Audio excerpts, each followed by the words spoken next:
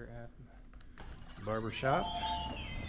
The last time I was here with Dan and Metal Pete, we hung this Hunter 22046.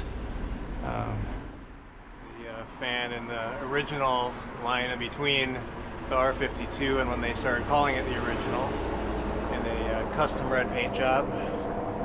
You might remember. It came out of a firehouse, that's why it was painted red. That makes sense. We got barber pole.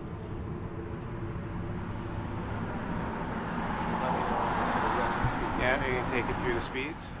We're on the lowest setting on the variable speed.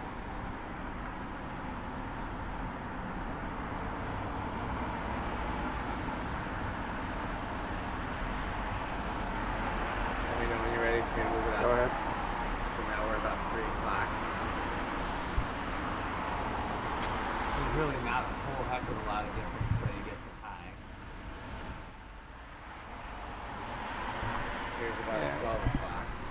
Still needs a little TLC, but it's a good runner for how beat up it is. Yeah, it was probably already beat up before I got it, but then the person that shipped it to me literally just threw it in a box with peanuts. Yeah. And despite me paying for fragile packing, here is about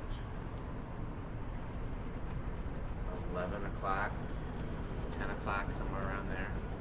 Yeah, I can hear a little bit of rattle there, but not. Yeah, like I said, Not bad for now that we've had a chance to let the WD-40. Still, for an outdoor fan, that's not going to bother anybody. No, just don't want it to get worse. And then when you're ready, you spin down.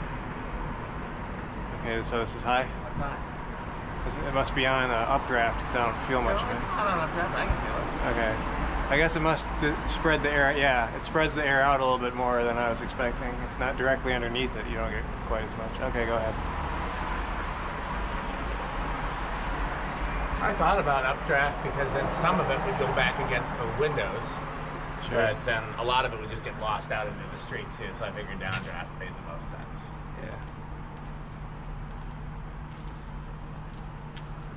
I'm going inside.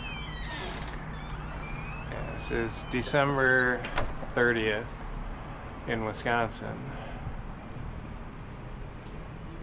By our standards, it's not too cold, but it is definitely not warm by any stretch of the imagination.